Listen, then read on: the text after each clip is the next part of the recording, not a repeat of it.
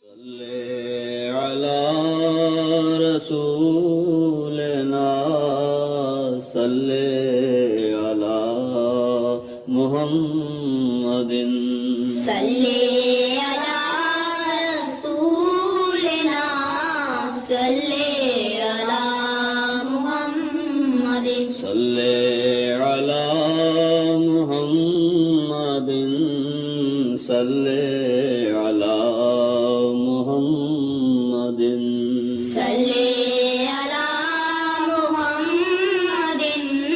صل على محمد صل على محمد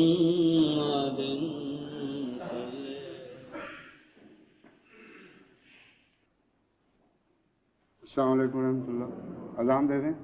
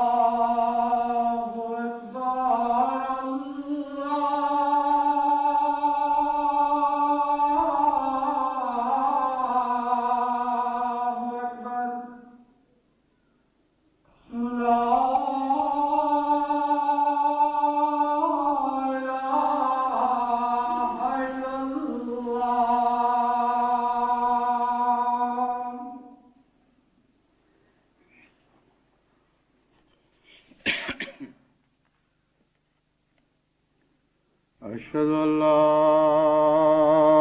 إله إلا الله وحده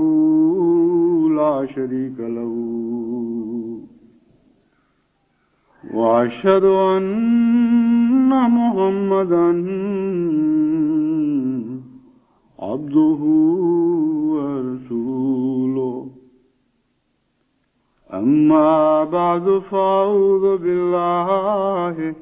من الشيطان الرجيم بسم الله الرحمن الرحيم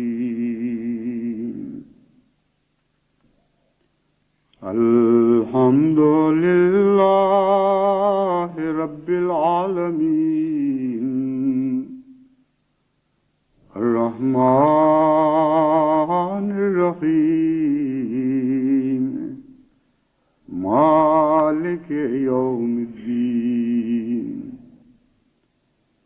إياك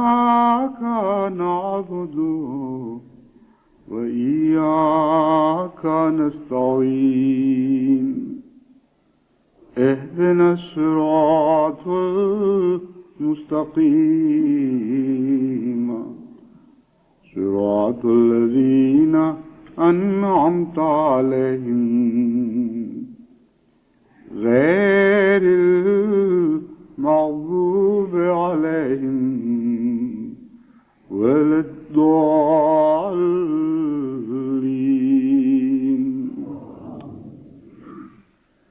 يا أيها الذين آمنوا كتب عليكم الصيام كما كتب على الذين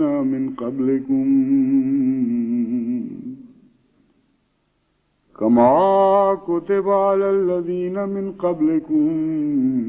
لعلكم تتقون أياما معدودات.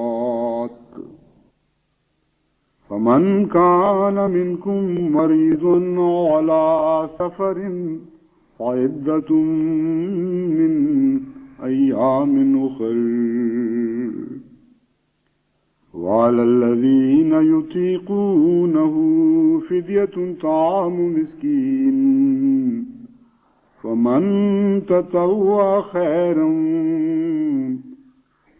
تطوع خيرا فهو خير له وأن تصوموا خير لكم إن كنتم تعلمون.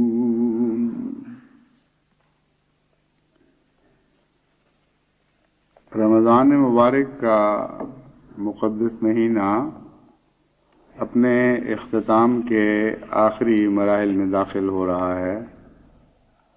اور آج 21واں روزہ ہے. جماعت کو میں کچھ عرصے سے عبادت کا حق ادا کرنے کی طرف متوجہ کر رہا ہوں، کمیت کے لحاظ سے بھی اور کیفیت کے لحاظ سے بھی. اس لحاظ سے بھی کہ عبادت کا معیار تعداد میں بھی بڑھایا جائے، اور اس لحاظ سے بھی کہ عبادت کا معیار اس کے روح اور معنی کے لحاظ سے، اس کے مرتبے کے لحاظ سے بھی بڑھایا جائے. گزشتہ کچھ چند دن پہلے ایک صاحب نے میری توجہ اس طرف مبذول کروائی کہ جماعت احمدیہ میں جب لفظ عبادت بولا جاتا ہے تو ذہن نمازوں کی طرف منتقل ہو جاتا ہے اور وہیں ٹھہر جاتا ہے، اور نمازوں سے آگے بڑھ کر جو عبادت کا مفہوم ہے اس کی طرف عموماً ذہن منتقل نہیں ہوتے. چنانچہ باوجود اس کے کہ ان خطبات کے نتیجے میں اللہ کے فضل کے ساتھ کہنا چاہیے بکثرت لوگوں کی توجہ، یعنی ان احمدی دوستوں کی توجہ جو پہلے نمازوں میں غافل تھے، نمازوں کی طرف ہو گئی ہے، اور جو نمازیں ادا کرتے تھے ان کا معیار بھی اللہ تعالیٰ کے فضل سے بلند تر ہوا ہے. لیکن روزوں کے لحاظ سے جماعت معیار سے ابھی تک بہت گری ہوئی ہے اور توجہ بھی پوری نہیں ہوئی، اور کوئی ایسی غیر معمولی تبدیلی دکھائی نہیں دے رہی جس سے ہم اندازہ کر سکیں کہ وہ آپ کے مفہوم کو پوری طرح سمجھ رہے ہیں اور عبادت میں روزوں کو بھی داخل کر رہے ہیں. چونکہ اس سے پہلے رمضان کا مہینہ نہیں تھا، اس لیے اس غلطی کی نشاندہی کی ہی نہیں جا سکتی تھی. اب جب کہ رمضان شریف کا مہینہ آیا ہے تو لکھنے والے نے محسوس کیا کہ اس طرف ابھی نمایاں کمی ہے، اور میں نے بھی اپنے عمومی تجربے پر نگاہ ڈال کر دیکھا تو یہ ان کا توجہ دلانا بالکل برحق تھا. جماعت احمدیہ میں روزوں کی طرف بالعموم توجہ کم ہے، اور اس کی ایک وجہ یہ ہے کہ غیر احمدی علماء نے روزوں پر اتنا زیادہ ضرورت سے بڑھ کر اور اعتدال سے آگے نکل کر زور دیا ہے کہ اس کا رد عمل پایا جاتا ہے، اور روزوں کے معاملے میں چونکہ اتنی سختی نہیں کرنی، اس لیے جتنی کرنی چاہیے اس سے بھی گر گئے ہیں، اور یہ بہت ہی ایک تکلیف دہ شکل ہے، کیونکہ در حقیقت روزہ تو عبادت کا معراج ہے۔ روزہ سب عبادتوں میں افضل ہے، اس میں ساری عبادتیں سمٹ جاتی ہیں، اور تمام عبادتیں اپنے عروج تک پہنچ کر روزے کی شکل اختیار کرتی ہیں۔ اس سے اوپر صرف ایک حج کا مقام ہے، اور حج کے بعد روزے کا مقام آتا ہے، اس باقی سب عبادتیں اس کے تابع ہیں، ان دونوں کے تابع آتی ہیں۔ بس اس پہلو سے روزوں میں غفلت ایک بہت ہی بڑا نقصان ہے جو جماعت احمدیہ برداشت کر رہی ہے، اگر یہ نقصان ہر جگہ پایا جاتا ہے۔ میرا یہ اندازہ ہے کہ ہمارے خوشحال طبقے میں یہ کمی زیادہ ہے، اور پاکستان سے باہر کی جماعتوں میں یہ کمی زیادہ ہے۔ مغربی تہذیب سے متاثر ہو کر نئی نسلوں نے عبادت کے معیار میں ویسے ہی کمزوری دکھائی، مگر نمازوں میں نسبتاً کم، روزے میں بہت زیادہ۔ اب جب بار بار تلقین کی گئی تو بڑی خوشکن خبریں ساری دنیا کے ممالک سے آ رہی ہیں، صرف مغرب سے نہیں یا پاکستان ہندوستان سے نہیں، بلکہ سب دنیا کے ممالک سے، کہ نئی نسلوں میں نمازوں کا معیار خدا کے فضل سے بہت بلند ہوا ہے۔ لیکن روزے کے متعلق ایسی خوشخبری کسی نے ذکر نہیں کی۔ معلوم یہی ہوتا ہے کہ تجزیہ کرنے والے کی بات درست ہے، جب ہم عبادت کا لفظ کہتے ہیں تو سننے والے احمدی بالعموم عبادت سے نمازیں مراد لے کر اسی کو کافی سمجھ لیتے ہیں،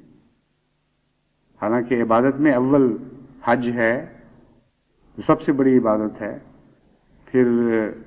روزے ہیں جو حج سے نیچے تمام عبادتوں کا خلاصہ ہیں، اور حواس خمسہ کی قربانیوں کا نچوڑ ہیں۔ اسی طرح پھر نماز ہے جو مستقل عبادت اور غذا کی طرح ہے مومن کے لیے، بلکہ اس پہلو سے مرکزی حیثیت رکھتی ہے۔ تو روزوں کے متعلق میں آج کچھ کہنا چاہتا ہوں، باوجود اس کے کہ اب صرف 9 روزے باقی ہیں آج کے بعد، پھر بھی رمضان کی برکتوں میں سے جتنا بھی حصہ کسی کو نصیب ہو جائے وہ بھی بہت بڑی غنیمت ہے، اور اگر آج کی گزری ہوئی رات لیلۃ القدر نہیں تھی تو پھر لیلۃ القدر بھی ابھی آنے والی ہے، جس کی تلاش میں 1400 سال سے امت ہمیشہ غیر معمولی توجہ کرتی رہی ہے اور غیر معمولی محنت دکھاتی رہی ہے۔ توجہ جستجو کے لحاظ سے کہ ان 10 راتوں میں سے، آخری 10 راتوں میں سے کون سی رات وہ رات ہے، اور محنت اس لحاظ سے کہ بعض لوگ راتوں کے اکثر حصے کو جاگ کر گزارتے ہیں کہ ہمیں بھی لیلۃ القدر کی گھڑی نصیب ہو جائے۔ تو اس پہلو سے یہ اس بات کا امکان چونکہ موجود ہے کہ بقیہ 9 راتوں میں ہی لیلۃ القدر کی رات بھی ہو، اس لیے اب بھی اگر توجہ دلائی جائے تو یہ بہت زیادہ تاخیر نہیں ہوئی، اور بہت بڑا استفادہ کرنے کا امکان روشن ہے۔ حضرت صلی اللہ علیہ وآلہ وسلم روزے کی اہمیت واضح کرتے ہوئے فرماتے ہیں، مگر اس سے پہلے جو قرآن کریم کی آیات میں نے تلاوت کی تھیں ان کا ترجمہ اور مفہوم میں آپ کے سامنے پیش کر دوں۔ فرمایا یا ایھا الذین آمنوا کتب علیکم الصیام کما کتب علی الذین من قبلکم لعلکم تتقون، کہ اے وہ لوگو جو ایمان لے آئے ہو، تم پر روزے اسی طرح فرض کیے گئے ہیں جس طرح تم سے پہلے لوگوں پر فرض کیے گئے تھے، لعلکم تتقون، تاکہ تم تقوی کی باریک راہیں اختیار کرو اور تقوی کے اعلیٰ مضامین سمجھو۔ ایام معدودات، یہ تو گنتی کے چند دن ہیں، اس لیے ان سے بھاگنے یا گھبرانے کی ضرورت نہیں۔ اور وہ چند دن بھی ایسے ہیں جن میں تمہیں خدا تعالیٰ تمہاری تکلیف کے پیش نظر استثناء سہولتیں بھی دیتا جاتا ہے اور استثناء بھی مقرر فرماتا جاتا ہے۔ ایام معدودات، باوجود اس کے کہ چند گنتی کے دن ہیں، فمن کان منکم مریض او علی سفر فعدۃ من ایام اخر، ان چند دنوں میں بھی خدا تعالیٰ اتنی سہولت مہیا فرما رہا ہے کہ تم میں سے جو مریض ہو یا سفر پر ہو، اس کے لیے ضروری قرار نہیں دیتا کہ اسی مہینے میں روزے رکھے، بلکہ بعد ازاں جس وقت سہولت میسر آئے وہ روزے رکھ سکتا ہے۔ وَعَلَى الَّذِينَ يُطِيقُونَهُ فِدْيَةٌ طَعَامُ مِسْكِين، ہاں وہ لوگ جو روزے کی طاقت نہیں رکھتے، ان پر روزے کا فدیہ دینا، ایک مسکین کے لیے، مسکین کو روزے کا فدیہ دینا ضروری ہے۔ یہ جو آیت ہے یہ دو طرح سے ترجمہ کی جا سکتی ہے۔ اطاقہ یطیقو کا معنی مثبت میں بھی لیا جا سکتا ہے اور منفی میں بھی لیا جا سکتا ہے۔ اس باب میں یہ خاص خوبی ہے، اور قرآن کریم نے اس ایک لفظ میں دونوں معنی بیان فرما دیے ہیں، اور جو بعد میں آنے والی آیت ہے وہ اس مضمون کو اور زیادہ کھول دیتی ہے۔ وَعَلَى الَّذِينَ يُطِيقُونَهُ سے ایک معنی یہ ہے کہ وہ لوگ جو روزے کی طاقت نہیں رکھتے، ان کے لیے فدیۃ طعام مسکین، فدیہ ہے ایک مسکین کا کھانا کھلانا۔ اور دوسرا معنی یہ ہے کہ وہ لوگ جو روزے کی طاقت رکھتے ہیں، یا ہو کی ضمیر اگر فدیے کی طرف لے جائیں تو یہ معنی ہوں گے کہ وہ لوگ جو فدیہ دینے کی طاقت رکھتے ہیں، ان کے لیے اس چھوڑے ہوئے روزے کے بدلے ایک مسکین کا کھانا کھلانا بطور فدیہ مقرر ہو گیا۔ ان دونوں معنوں کو بعد میں آنے والی آیت کے ساتھ ملا کر جب دیکھیں، فمن تطوع خیرن فہو خیر اللہ، کہ جو شخص طوعی طور پر نیکی کی اختیار کرے اور نفلی رنگ میں کوئی نیکی کرنا چاہے تو اس کے لیے بہتر ہے۔ اس آیت کے ساتھ ملا کر میں اس پوری آیت کا مضمون یہ سمجھتا ہوں کہ ایک معنی یہ بنیں گے وَعَلَى الَّذِينَ يُطِيقُونَهُ فِدْيَةٌ طَعَامُ مِسْكِين، کہ وہ لوگ جو روزے کی طاقت ہی نہیں رکھتے، یعنی رمضان گزرنے کے بعد بھی وہ روزہ نہیں رکھ سکیں گے اور مستقل مجبور ہیں، یعنی ساری زندگی پھر وہ روزہ رکھ ہی نہیں سکتے، ایسے دائم المریض بھی ہوتے ہیں۔ علی الذین کا معنی ہے ان پر فرض ہے کہ وہ ضرور فدیہ دیں، اور روزہ نہیں رکھ سکتے تو لازماً اس کا بدلہ فدیہ کے طور پر دیں۔ دوسرا معنی ہے وَعَلَى الَّذِينَ يُطِيقُونَهُ، اور وہ لوگ جو روزے کی طاقت رکھتے ہیں، ان معنوں میں کہ مسافر ہیں، ویسے طاقت موجود ہے مگر اللہ نے رخصت دی ہے، مریض ہیں مگر عارضی مریض ہیں، کل کو خدا تعالیٰ صحت عطا فرمائے تو پھر وہ روزے رکھ سکتے ہیں، یا اتنے مریض نہیں ہیں کہ روزہ رکھیں تو جان نکل جائے گی، کچھ نہ کچھ طاقت ضرور رکھتے ہیں۔ اور چونکہ یہ لوگ یہ دونوں بعد میں روزے رکھ سکتے ہیں تو ان کے متعلق فرمایا ان کا فدیہ دینا فمن تطوع کے تابع ہوگا، کیونکہ روزہ بعد میں رکھ لیں گے اس لیے فدیہ ان کا نفلی کام بن جائے گا۔ اگر وہ نفلاً فدیہ دیں تو ان کے لیے بہت بہتر ہے کہ فدیہ بھی دیں رمضان کے دوران اور روزہ بھی رکھیں۔ رمضان کے بعد جب بھی خدا توفیق دے. یہ بہتر اس لیے بن جاتا ہے کہ زندگی کا اعتبار کوئی نہیں. جو شخص عارضی مریض ہے یا مسافر ہے، اگر روزے کی تمنا رکھتا ہے اور چاہتا ہے کہ یہ فرض اس کے سر سے اتر جائے، یا ویسے روزے سے محبت رکھتا ہے اور چاہتا ہے لیکن مجبور ہے، اس کو چونکہ یقین نہیں ہو سکتا کہ وہ روزوں کے بعد بھی زندہ رہے گا اور اس کو توفیق بھی ملے گی روزے رکھنے کی،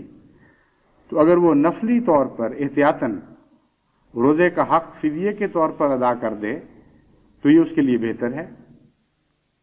تاکہ خدا نہ خواستہ اگر بعد میں اس کی روزہ رکھنے سے پہلے وفات بھی ہو جائے تو کچھ نہ کچھ وہ روزے کا حق ادا کر کے دنیا سے رخصت ہو رہا ہوگا. اس سے روزے کے مضمون میں اور زیادہ اہمیت آ جاتی ہے، اور خدا تعالیٰ کا منشا معلوم ہوتا ہے کہ وہ پسند فرماتا ہے کہ جس قدر جلد ہو سکے بندے اس فریضے کو ادا کر دیں اور میرے حضور بری الذمہ ہو جائیں. حضرت صلی اللہ علیہ وآلہ وسلم فرماتے ہیں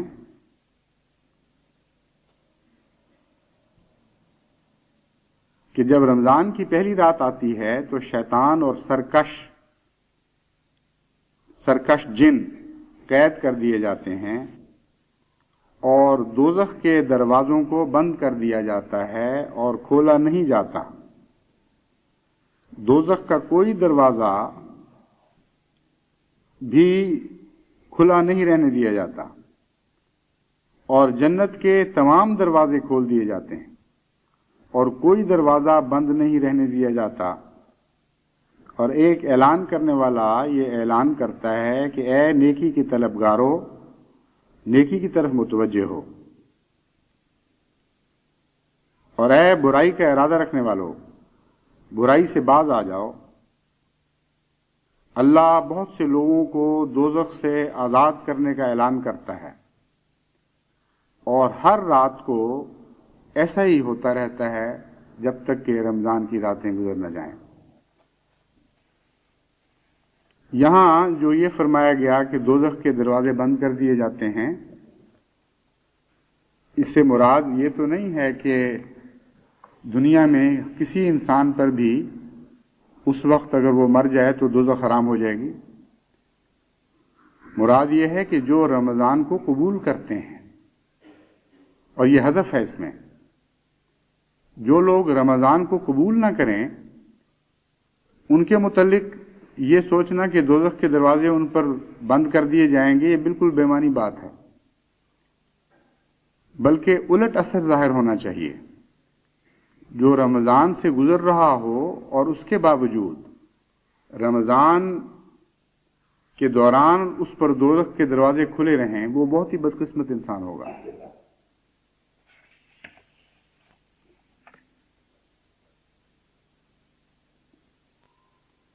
پھر حضور صلی اللہ علیہ وآلہ وسلم فرماتے ہیں،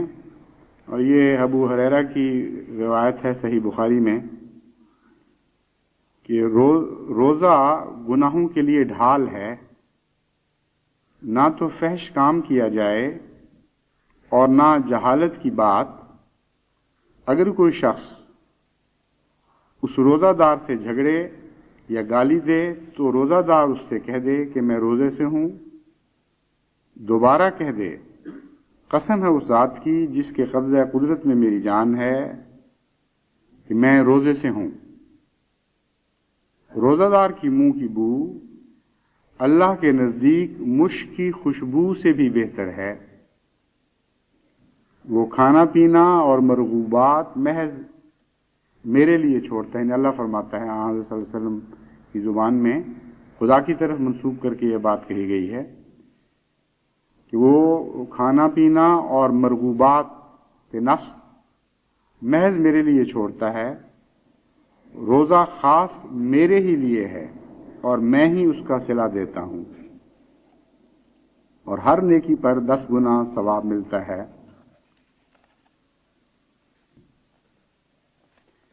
پھر حضرت صلی اللہ علیہ وآلہ وسلم نے فرمایا، اور یہ حضرت سہل سے روایت ہے، یہ بھی صحیح بخاری سے لی گئی ہے، کہ حضرت صلی اللہ علیہ وآلہ وسلم نے فرمایا جنت کا ایک دروازہ ہے جس کا نام ریان ہے، قیامت کے دن اس دروازے سے بجوز روزہ داروں کے اور کوئی داخل نہ ہو سکے گا۔ کہا جائے گا روزے دار کہاں ہیں، اور ان کو آگے بلایا جائے گا اور اس دروازے سے صرف انہی کو داخل ہونے کی دعوت دی جائے گی۔ حضرت مسیح موعود علیہ الصلوۃ والسلام فرماتے ہیں کہ حدیث شریف میں آیا ہے کہ وہ دو آدمی بڑے بدقسمت ہیں، ایک وہ جس نے رمضان پایا اور رمضان گزر گیا اور اس کے گناہ بخشے نہ گئے، اور دوسرا وہ جس نے والدین کو پایا اور والدین گزر گئے اور اس کے گناہ بخشے نہ گئے۔ یہاں رمضان کا وہی مفہوم بیان کیا گیا ہے جو قرآن کریم کی اس آیت کی روشنی میں نے بیان کیا تھا کہ ہر شخص کے لیے جہنم کے دروازے بند نہیں ہوتے۔ مراد یہ ہے کہ جہنم کے دروازے بند ہونے کا ایک امکان پیدا ہو جاتا ہے، اور بڑا ہی بدقسمت ہے وہ شخص جس کے لیے یہ امکان پیدا ہو کہ جہنم کے سب دروازے اس پر بند کر دیے جائیں اور پھر بھی وہ ایسے اعمال بجا نہ لا سکے جن کے نتیجے میں وہ دروازے بند کیے جاتے ہیں۔ یہ مضمون کہ جہنم کے سب دروازے بند کر دیے جاتے ہیں یہ سمجھنے کے لائق ہے۔ جیسا کہ میں نے بیان کیا تھا، رمضان کا تعلق یا روزے کا تعلق حواس خمسہ سے ہے، اور کوئی ایک بھی انسانی حواس نہیں ہے جو روزے سے متاثر نہیں ہوتا، اور ہر ایک کے اوپر لگام آ جاتی ہے، ہر ایک انسانی تمنا کے اوپر ایک پابندی عائد ہو جاتی ہے۔ اس لیے خالصتاً سارے کا سارا انسان خدا کے حضور کچھ قربانی کر رہا ہوتا ہے، چونکہ جہنم کے دروازے دراصل حواس خمسہ کے دروازے ہی ہیں۔ جب حس آزاد ہوتی ہے اور گناہ میں مرتکب ہوتی ہے تو حس کے دروازے سے انسان جہنم میں داخل ہوتا ہے۔ جب مزہ آزاد ہوتا ہے اور ایسی چیز کی لذت حاصل کرتا ہے جو خدا نے اس پر حرام کر دی ہے تو مزے کے دروازے سے انسان جہنم میں داخل ہو رہا ہوتا ہے۔ اسی طرح نظر آزاد ہو جاتی ہے، اسی طرح زبان آزاد ہو جاتی ہے، اسی طرح کان آزاد ہو جاتے ہیں، اسی طرح دیگر حصات ہیں۔ تو جہنم کے دروازوں سے مراد کو یہ ہرگز نہیں ہے کہ وہاں کوئی گیٹ لگے ہوئے ہیں جو مادی لحاظ سے دروازے ہیں اور ان کو بند کیا جاتا ہے یا ان کو کھولا جاتا ہے۔ مراد یہ ہے کہ انسانی حصے ہی ہیں، اور چونکہ 5 حصے انسان کی ایسی ہیں جن سے لذت یابی ممکن ہے خدا کی مرضی کے مطابق بھی اور خدا کی مرضی کو چھوڑ کر بھی۔ گیٹ کریش کر کے بھی انسان لذت حاصل کر سکتا ہے اور خدا کی رضا کے تابع رہ کر بھی لذت حاصل کر سکتا ہے۔ پس رمضان میں دروازے بند کرنے سے مراد یہ ہے کہ مومن اپنے اوپر یہ سارے دروازے بند کر لیتے ہیں جن رستوں سے ان کے جہنم میں جانے کا احتمال ہوتا ہے، اور بڑا ہی بدقسمت انسان ہے وہ جس کو خدا تعالیٰ نے یہ موقع مہیا فرمایا ہو کہ اس کے سارے دروازے خدا کی رضا کی خاطر بند ہو جائیں، یعنی جہنم میں جانے والے، اور پھر بھی وہ زبردستی گیٹ توڑ کر جہنم میں داخل ہو جائے۔ اب کھانا پینا جائز ہے، اور یہ دروازہ ایسا ہے اگر حدود کے اندر رہ کر انسان کھائے اور پیے اور جو جائز چیزیں ہیں صرف ان سے لذت یابی کرے تو یہ جہنم کا دروازہ نہیں بنتا۔ مگر رمضان کے دنوں میں جب روزہ شروع ہوتا ہے اس وقت سے لے کر جب روزہ ختم ہوتا ہے اس وقت تک یہ دروازہ خدا نے بند کر دیا، اور ساری حلال چیزیں بھی اس وقت حرام ہو جاتی ہیں۔ تو جو اس دوران گیٹ توڑتا ہے اور بے وجہ ان لذتوں کے حصول کی کوشش کرتا ہے جو خدا نے عام حالات میں جائز رکھی مگر بعض خاص حالات میں حرام کر دیں، اس کی زندگی کے سارے کھانے عملاً حرام ہو جاتے ہیں، اور اس طرف لوگ بہت کم توجہ کرتے ہیں۔ گویا وہ ساری زندگی جو کھاتا رہا اس نے ثابت کیا کہ میں حلال کی وجہ سے نہیں کھا رہا تھا، میں نے تو کھانا ہی کھانا تھا، خدا نے جب حرام کر دیا تب بھی میں نے کھا کے دکھایا ہے، تب میں کون سا رک گیا ہوں؟ اس لیے یہ دروازہ واقعتاً جہنم کا دروازہ بن جاتا ہے. اس کی ساری عمر کے کھانے، اس کی ساری عمر کے مشروبات اور لذت یابی جو منہ کے رستے حاصل کرتا رہا ہے، وہ ساری حرام کے زمرے میں داخل ہو جاتی ہے. تو روزہ ترک کرنا ایک بہت ہی بڑا گناہ ہے اور بہت ہی خطرناک کمزوری ہے جو انسان دکھاتا ہے چند دن کی تکلیف سے بچنے کے لیے. اس سلسلے میں جیسا کہ میں نے بیان کیا ہے، جماعت احمدیہ چونکہ بہت زیادہ غلو سے بچنے کی کوشش کرتی رہی ہے ہر میدان میں، اس لیے یہاں غلو سے بچتے بچتے اصل معیار سے بھی گر گئی. بعض علاقے ہیں، مثلا صوبہ سرحد میں پٹھانوں کے علاقے ہیں، وہاں تو اتنا زیادہ زور دیا جاتا ہے روزے پر کہ جن پر خدا نے فرض نہیں کیا ان پر بھی فرض کر دیتے ہیں، اور بعض دفعہ روزہ زبردستی رکھواتے گناہ کبیرہ کا مرتکب ہو جاتے ہیں. یعنی یہاں تک کہ دیکھا گیا ہے کہ بعض مسافر جو بے ہوش ہو جائیں ان کے منہ میں پانی نہیں ڈالتے جب تک پہلے مٹی ڈال کے نہ دیکھیں. اگر مٹی خشک نکل آئے تو کہتے ہیں اب اس کو پانی دیا جا سکتا ہے، اور اگر مٹی میں ذرا بھی تراوت آ جائے تو سمجھتے ہیں کہ ابھی وقت موقع نہیں آیا کہ اس کو پانی دیا جائے، خواہ سر سے اس کی جان نکل جائے. چھوٹے چھوٹے بچوں کو روزہ رکھوا دیتے ہیں، اور مریضوں کے لیے بھی کھانا پینا کلیتاً حرام ہو جاتا ہے. یہاں تک کہ بعض دفعہ اگر کوئی انسان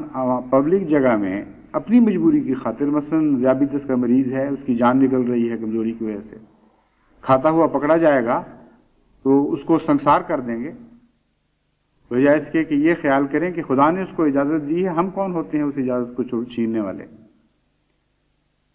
تو نیکی میں اتنا غلو ہے کہ وہ نیکی گناہ بن گئی ہے، اور ان کے روزے بھی دراصل بے معنی ہو جاتے ہیں، کیونکہ روزہ یا کوئی اور نیکی محض اس بنا پر نیکی بنتے ہیں کہ خدا کی رضا کی خاطر وہ کام کیا جا رہا ہے. جب اپنی جہالت کو اور اپنے دل کی سختی کو دوسروں پر ٹھونسا جائے تو وہ رضائے باری تعالیٰ کی حد سے نکل جاتی ہے اور نیکی نہیں رہتی، بلکہ ایک بد سرشت کے طور پر انسان سے خود بخود ظاہر ہوتی ہے. اس لیے اس قسم کے واقعات تشدد کے دیکھ کر احمدیوں نے، جن کو توازن کی طرف بلایا گیا، جن کو اسلام کی اصل روح کو قائم رکھنے کی ہدایت بار بار ملی، ان کو رد عمل پیدا ہوا، اور رد عمل مگر نہایت ہی غلط پیدا ہوا. بجائے اس کے کہ توازن پر قائم رہتے وہ دوسری طرف نکل گئے اور روزے میں حد سے زیادہ نرمی شروع ہو گئی. حالانکہ جیسا کہ میں نے بیان کیا ہے یہ بہت ہی اہم عبادت ہے، اور کھانے پینے کے معاملے میں اپنے نفس کو سختی سے بچا لینا ساری عمر کے خدا تعالیٰ کے دیے ہوئے رزق کی ناقدری کرنے کے مترادف ہو جاتا ہے. اس لیے بہت احتیاط کی ضرورت ہے. عموماً یہ دیکھا گیا ہے کہ مائیں اپنے بچوں پر یہ رحم کرتی ہیں کہ ان کی ابھی عمر نہیں آئی اس لیے روزہ نہ رکھنے دیا جائے، اور بعض دفعہ بچے بلکہ زیادہ شوق دکھاتے ہیں اور مائیں زبردستی روکتی ہیں. یہ درست ہے کہ بچوں پر روزے فرض نہیں، مگر بچپن سے ہی جب سے نمازیں شروع کرتے ہیں بچے، اگر ان کو روزے کے آداب نہ بتائے جائیں، ان کو روزے کے نمونے نہ دیے جائیں، یعنی ان کو روزے کی عادت نہ ڈالی جائے تھوڑی تھوڑی، تو ان کے اندر جب وہ بالغ ہوتے ہیں تو پھر روزے کی اہمیت باقی نہیں رہتی. ہمیں تو یاد ہے قادیان کے زمانے میں جب خدا کے فضل سے روزے کا معیار بہت بلند تھا اور سوائے مجبوری کے کوئی احمدی روزہ نہیں چھوڑتا تھا. حضرت مسیح موعود علیہ الصلوۃ والسلام کی تربیت تھی، صحابہ زندہ تھے، اولین تابعین زندہ تھے جنہوں نے صحابہ سے تربیت حاصل کی تھی. اس لیے اس زمانے میں کوئی یہ نہیں کہہ سکتا تھا کہ احمدی روزے میں کمزور ہیں. اور طریق یہی تھا کہ بچپن سے ہی مائیں گھروں میں تربیت دیتی تھیں اور 9-10 سال کی عمر سے بچے روزہ رکھنے شروع کر دیتے تھے، اور بلوغت سے مراد انگریز کی مقرر کردہ بلوغت نہیں لی جاتی تھی کہ انگریز نے 21 سال کہہ دیے تو 21 سال میں بالغ ہوگا اور 21 سال میں شریعت فرض ہوگی، انگریز نے 18 مقرر کر دیے تو 18 سال کے بعد شریعت فرض ہوگی، بلکہ انسانی اصطلاح میں عام عرف عام میں جب بھی انسان بالغ ہوتا تھا وہ پورے روزے رکھنے کی کوشش کرتا تھا۔ اور چونکہ روزے کی بلوغت کے معاملے میں کچھ اختلافات فقہا میں بھی پائے جاتے ہیں اور نشو و نما کی عمر کے بچوں کے لیے نسبتاً سہولت بھی دے رہے ہیں بعض فقہا، اس لیے اس معاملے میں بھی سختی غیر معمولی نہیں کی جاتی تھی، بلکہ جس کو کہتے ہیں انکریج کرنا، حوصلہ افزائی کرنا، حوصلہ افزائی کے طور پر کوشش کی جاتی تھی کہ جو بچے بالغ ہو چکے ہیں یعنی 12, 13, 14 سال کی عمر میں داخل ہو جائیں وہ کوشش کریں کہ زیادہ سے زیادہ رمضان کے روزے رکھیں، اور جب وہ پختہ عمر میں پہنچتے تھے یعنی 18, 19 سال کی عمر میں تو پھر تو لازماً پورے کے پورے رمضان کے روزے رکھا کرتے تھے۔ اس پہلو سے رفتہ رفتہ خصوصاً تقسیم کے بعد میں نے دیکھا ہے کہ کمزوری آئی ہے۔ دوسری بات، رمضان کے روزوں کے سلسلے میں جو قادیان میں رائج دیکھی اور وہ بہت ہی ضروری اور مفید تھی، جس کو میں نے دیکھا ہے کہ بعد میں بہت گھروں میں ترک کر دیا گیا، وہ یہ تھی کہ رمضان روزہ شروع ہونے سے پہلے بچوں کو اس وقت نہیں اٹھاتے تھے کہ صرف کھانے کا وقت رہ جائے، بلکہ لازماً اتنی دیر پہلے اٹھاتے تھے کہ کم سے کم 2-4 نوافل بچہ پڑھ لے، اور مائیں کھانا نہیں دیتی تھیں بچوں کو جب تک پہلے وہ نفل سے فارغ نہ ہو جائیں۔ سب سے پہلے اٹھ کے وضو کرواتی تھیں اور پھر وہ نوافل پڑھاتی تھیں تاکہ ان کو پتہ لگے کہ اصل روزے کا مقصد روحانیت حاصل کرنا ہے۔ تہجد پڑھیں، قرآن کریم کی تلاوت کریں، پھر وہ کھانے پہ بھی آئیں، اور اکثر اوقات الا ماشاء اللہ تہجد کا وقت کھانے کے وقت سے بہت زیادہ ہوتا تھا۔ کھانا تو آخری 10-15 منٹ میں بڑی تیزی سے بچے کھا کے فارغ ہو جاتے تھے،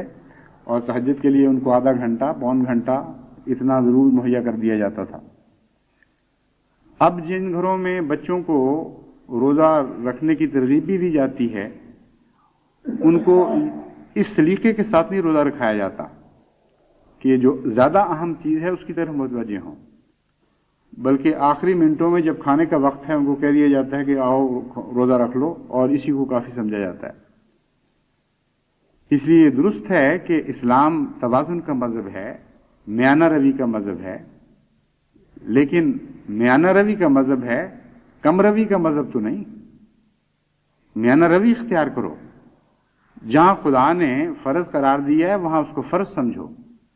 جہاں فرض نہیں قرار دیا وہاں اس رخصت سے خدا کی خاطر استفادہ کرو، یہ نیکی ہے، اس کا نام میانہ روی ہے۔ اس لیے جماعت کو اپنے روزے کے معیار کی طرف بھی توجہ کرنی چاہیے، اور روزے کے روزہ رکھوانے کی طرف بھی توجہ کرنی چاہیے، اور روزے کا معیار بڑھانے کی طرف بھی توجہ کرنی چاہیے۔ معیار میں ایک تو صبح کی تہجد کی نماز ہے، دوسرے روزے کے دوران کے آداب ہیں۔ روزے کے دوران لڑائی جھگڑا، تیز گفتگو، ناجائز حرکات، یہ ساری چیزیں بے معنی اور لغو ہو جاتی ہیں مومن کے لیے، اور یہ ایک تربیت کا دور ہے۔ جس شخص کو 1 مہینہ یہ تربیت ملتی ہے کہ اس نے اپنی زبان پر قابو رکھنا ہے، وہ اس سے توقع یہ کی جاتی ہے کہ وہ مہینہ گزرنے کے بعد بھی زبان پہ قابو ہی رکھے گا۔ یہ مراد تو نہیں ہے کہ مہینہ کا انتظار ہو رہا ہے، مہینہ ختم ہو تو پھر میں گالیاں شروع کروں۔ جس کو 1 مہینہ ذکر الہی کی عادت پڑ جائے، جس کی زبان تر ہو اللہ کی محبت اور پیار سے، جس کا دل بھرا ہو اللہ کے ذکر سے، 1 مہینے کے بعد اس سے یہ توقع رکھنا کہ وہ واپس اپنی پرانی گندی عادتوں کی طرف لوٹ جائے گا، یہ ایک بالکل لغو اور بے معنی توقع ہے۔ اگر لوٹتا ہے تو پھر وہ روزے کو سمجھا ہی نہیں، اس نے روزے سے فائدہ نہیں اٹھایا۔ یہ تو ایسا ہی ہے جیسے 1 مہینہ کسی کو اچھی غذا کھلائی جائے اور وہ انتظار کر رہا ہو کہ مہینہ ختم ہو تو پھر میں دوبارہ گند کھانا شروع کروں، اور مہینہ ختم ہوتے ہی کہے کہ بہت اچھا شکر ہے اب موقع آ گیا، اچھی غذائیں جائیں جہنم میں، اب میں گندگی شروع کرتا ہوں۔ تو روزہ تو باقی 11 مہینوں کی بھی ضمانت دینے کے لیے آتا ہے، باقی 11 مہینوں کے بھی آداب سکھانے کے لیے آتا ہے، لیکن اس مہینے میں آداب سکھائے جائیں تو باقی 11 مہینے ان آداب کا اثر پڑے نا۔ اگر صرف بھوک کا نام روزہ ہے تو پھر تو انسان روزے کی اکثر نیکیوں سے محروم رہ جائے گا، اکثر فوائد سے محروم رہ جائے گا۔ اس لیے اپنے گھروں کو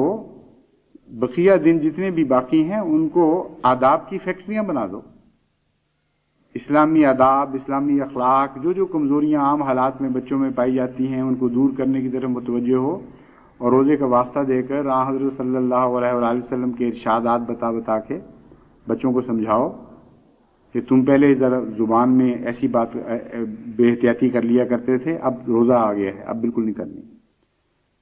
اور اسی طرح دیگر امور میں بھی تلاوت کی عادت ڈالنا، ذکر الہی کی عادت ڈالنا، دعاؤں کی عادت ڈالنا، حسن سلوک کی عادت ڈالنا، حقوق کی ادائیگی کی عادت ڈالنا، زبان کو جھوٹ سے کلیتاً پاک کرنے کی عادت ڈالنا، صاف اور سچی بات کی عادت ڈالنا، قول سدید کی عادت ڈالنا، یہ سارے مواقع ہیں روزے کے لیے۔ بس جب حضرت صلی اللہ علیہ وآلہ وسلم فرماتے ہیں کہ جہنم کے سارے دروازے بند کر دیے جاتے ہیں تو ساتھ یہ بھی فرماتے ہیں کہ جنت کے سارے دروازے کھول دیے جاتے ہیں۔ تو صرف منفی پہلو نہیں رکھنا بلکہ اس مثبت پہلو پر بھی نظر رکھیں، اور یہ دروازے کھولیں گے تو کھلیں گے نا۔ اگر آپ نے اپنے حواس خمسہ میں سے ہر ایک کے لیے اس عرصے میں نیکی کے دروازے نہ کھولے تو جہنم کے دروازے تو بند کر رہے ہوں گے، لیکن بے مقصد اس کے بدلے کوئی نیکی کا دروازہ نہیں کھول رہے ہوں گے۔ بس مراد یہ ہے کہ بدیوں ہر بدی کے بدلے ایک خوبی پیدا کرو، ہر بدصورتی کے بدلے ایک حسن پیدا کرو، اور 30 دن مسلسل اس جد و جہد میں گزار دو کہ تمہاری بدیاں چھٹ کر پیچھے رہ جائیں اور تمہاری نیکیاں رمضان کی برکت سے بڑھتے بڑھتے نمایاں ہو کر غیر معمولی چمک کے ساتھ آگے بڑھیں، اور ہر رمضان جو گزرتا ہے وہ پہلے سے بہتر حالت میں تمہیں پائے۔ یہ مقصد ہے روزے کا، اور جماعت احمدیہ کو اس طرف خصوصیت کے ساتھ اب توجہ کرنی چاہیے، بلکہ وقت ہے کہ اس کے متعلق جہاد شروع کیا جائے عالمی پیمانے پر۔ جس طرح عبادت میں اللہ تعالیٰ کے فضل سے ہم باقی سب کو غیر معمولی طور پر پیچھے چھوڑ گئے ہیں، اسی طرح روزے کے میدان میں بھی انشاءاللہ یہ عہد کر کے اٹھیں کہ ہم نے لازماً باقی سب دنیا کے مسلمان کہلانے والوں ہوں یا دوسرے ہوں، سب کو پیچھے چھوڑ دینا ہے۔ حضرت مسیح موعود علیہ السلام کا روزوں کی طرف جو رجحان تھا وہ آپ کے الفاظ میں آپ کے سامنے رکھتا ہوں۔ آپ فرماتے ہیں میری تو یہ حالت ہے کہ مرنے کے قریب ہو جاؤں تب روزہ چھوڑتا ہوں، طبیعت روزہ چھوڑنے کو نہیں چاہتی۔ یہ مبارک دن ہیں اور اللہ کے فضل و رحمت کے نزول کے دن ہیں۔ پھر فرماتے ہیں ایک دفعہ میرے دل میں آیا کہ یہ فدیہ کس لیے مقرر کیا گیا ہے، تو معلوم ہوا کہ توفیق کے واسطے ہے، تاکہ روزے کی توفیق اس سے حاصل ہو۔ خدا ہی کی ذات ہے جو توفیق عطا کرتی ہے، اور ہر شے خدا ہی سے طلب کرنی چاہیے۔ یہ ایک ایسا لطیف مضمون ہے جو سوائے حضرت اقدس مسیح موعود علیہ السلام کے آج تک کسی مفسر نے روشن نہیں فرمایا۔ وَعَلَى الَّذِينَ يُطِيقُونَهُ فِدْيَةٌ طَعَامُ مِسْكِينٍ، بالکل ایک اور رنگ میں ایک آیت کا مضمون کھل گیا کہ وہ لوگ جو روزے کی طاقت نہیں رکھتے لیکن تمنا رکھتے ہیں اور حسرت رکھتے ہیں کاش ہم بھی روزہ رکھ سکیں، ان کو روزہ، ان کے لیے ترکیب یہ بتائی جاتی ہے کہ وہ فدیہ دیں، ایک غریب کا پیٹ بھریں، اس کی دعائیں لگیں گی تو اللہ تعالیٰ روزے کی توفیق بھی عطا فرمائے گا۔ غرضی کے حصول طاقت کے لیے فدیہ ہے۔ جواب یہ ہے کہ جن لوگوں کو اندر روزہ رکھنے کی طاقت نہیں، وہ بے قرار ہیں، ان کو ہم بتاتے ہیں کہ اگر وہ فدیہ ادا کریں گے تو خدا تعالیٰ ان کی توفیق کو بڑھا دے گا۔ فرماتے ہیں ہر شے خدا ہی سے طلب کرنی چاہیے۔ خدا تعالیٰ تو قادر مطلق ہے، وہ اگر چاہے تو ایک مدقوق کو بھی روزے کی طاقت عطا کر سکتا ہے۔ تو فدیہ سے یہی مقصود ہے کہ وہ طاقت حاصل ہو جاوے، اور یہ خدا کے فضل سے ہوتا ہے۔ بس میرے نزدیک خوب ہے کہ انسان دعا کرے کہ الہی یہ تیرا ایک مبارک مہینہ ہے اور میں اس سے محروم رہا جاتا ہوں، اور یہ کیا معلوم کہ آئندہ سال زندہ رہوں یا نہ، یا ان فوت شدہ روزوں کا حق ادا کر سکوں یا نہ، اور اس سے توفیق طلب کرے تو مجھے یقین ہے کہ ایسے دل کو خدا طاقت بخشے گا۔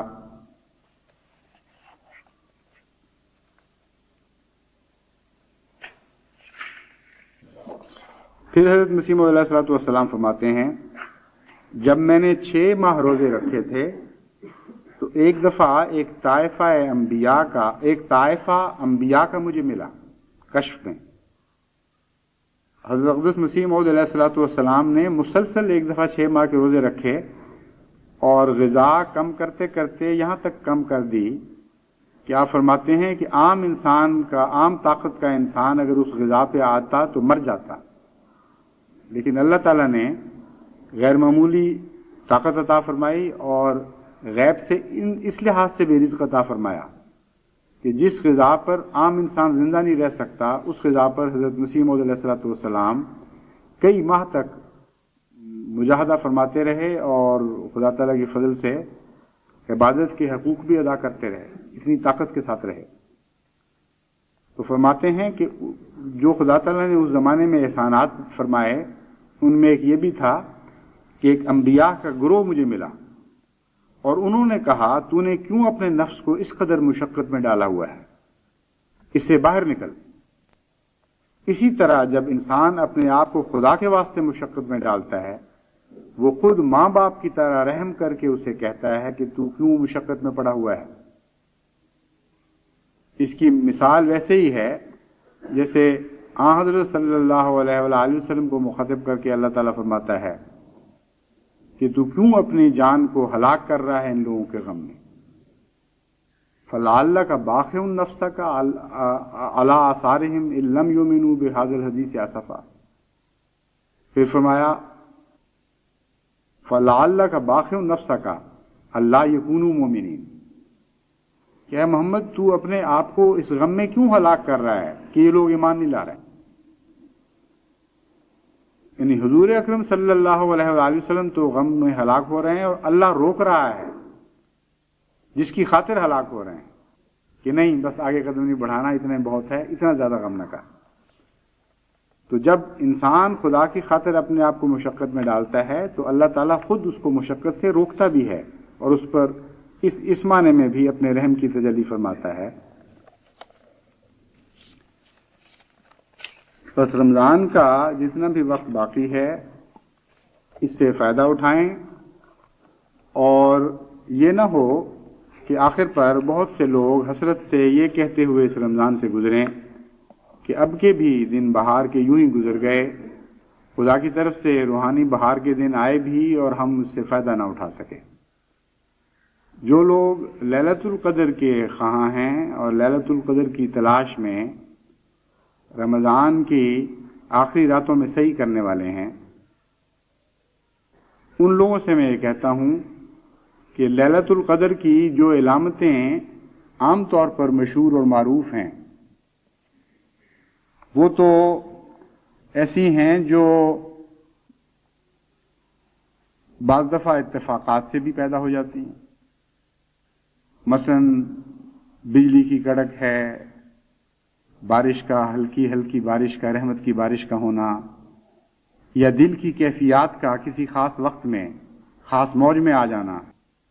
اور اللہ تعالیٰ کی خاص محبت کا محسوس کرنا، یہ ساری کیفیات ہیں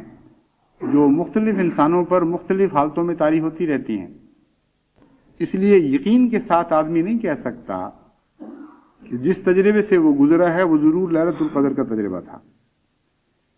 لیکن ایک بات میں آپ کو یقین کے ساتھ بتاتا ہوں،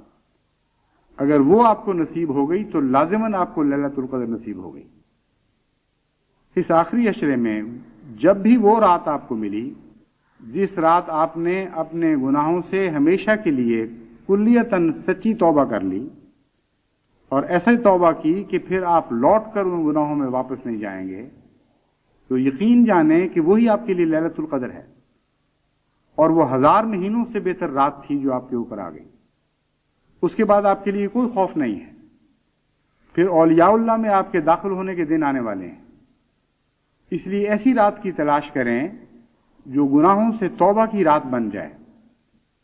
اور ایسی توبہ کی رات بنے کہ اس کے بعد پھر آپ مڑ کر ان گناہوں کی طرف نہ دیکھیں۔ پھر آپ کی جتنی بھی راتیں آئیں گی آپ کے لیے لیلۃ القدر ہی ہے، اور خدا کی رحمتیں اور برکتیں ہمیشہ آپ پر نازل ہوتی رہیں گی۔ اس لیے ان دعاؤں کے ساتھ رمضان کا آخری عشرہ گزاریں اور اپنے مظلوم بھائیوں کے لیے خصوصیت کے ساتھ دعا کریں۔ رمضان کے شروع ہونے سے 1-2 روز پہلے کی بات ہے کہ اللہ تعالیٰ نے ایک رات مجھے بار بار مسلسل اس دعا کی طرف متوجہ فرمایا، رب کل شین خادموں کا رب فاحفظنا وانصرنا ورحمنا۔ اور یہ نظارہ بار بار میں دیکھتا رہا کہ ابھی کچھ آفات جماعت کے سامنے باقی ہیں، ان آفات کو ٹالنے کے لیے میں مختلف دعائیں کرتا ہوں اور کچھ اثر پڑتا ہے اور پھر بھی وہ باقی رہتی ہیں۔ پھر میری توجہ اس طرف مبذول ہوتی ہے کہ رب کل شین خادموں کا کی دعا کرنی چاہیے، اور جب میں یہ دعا کرتا ہوں تو جس طرح تیزاب سے زنگ دھل جاتا ہے یا صبح صادق سے اندھیرے دھل جاتے ہیں، اسی طرح وہ آفات بالکل زائل ہو جاتی ہیں اور ان کا کوئی نشان باقی نہیں رہتا۔ تو چونکہ اللہ تعالیٰ نے مجھے یہ بات صرف اپنے تک محدود رکھنے کے لیے نہیں بلکہ ساری جماعت کو بتانے کی خاطر ظاہر فرمائی ہے مجھ پر، اس لیے رمضان کے آخری عشرے میں خصوصیت کے ساتھ اس دعا کا بھی ورد کریں۔ اور حضرت مسیح موعود علیہ الصلوۃ والسلام نے تو ایک موقع پر یہ فرمایا کہ یہ دعا اسم اعظم ہے، رب کل شین خادموں کا رب فاحفظنا وانصرنا ورحمنا، کہ اسم اعظم ہے، اس سے بڑی اور کوئی دعا نہیں ہے جو ہر کیفیت پر حاوی ہے۔ اس لیے باقی دعاؤں کے علاوہ جو قرآنی دعائیں ہیں، انبیاء کی دعائیں ہیں، حضرت مسیح موعود علیہ الصلوۃ والسلام نے جو دعائیں سکھائی ہیں یا جو دل کی کیفیت سے خود بخود پھوٹتی ہیں، ان کے علاوہ ان کو چھوڑ کر نہیں، اس دعا کی طرف بھی خصوصیت کے ساتھ توجہ کریں۔ خدا کرے ہمیں وہ لیلۃ القدر نصیب ہو جو دائمی صلح کی رات ہے، یعنی خدا تعالیٰ کے ساتھ دائمی صلح کی رات ہے، اور جس کے نتیجے میں پھر خدا تعالیٰ کے فضلوں کی ہمیشہ کے لیے ضمانت حاصل ہو جاتی ہے۔